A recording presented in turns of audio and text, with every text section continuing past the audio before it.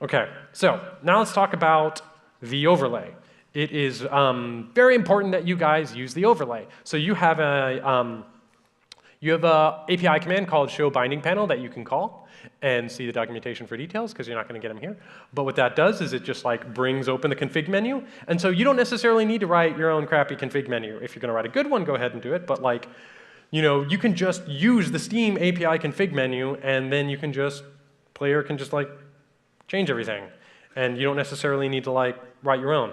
Also, if you are, especially when the game is in couch mode or big picture, it's really important that you call show gamepad text input if you detect they're using a gamepad so that they do not have to plug in their keyboard to type in text. One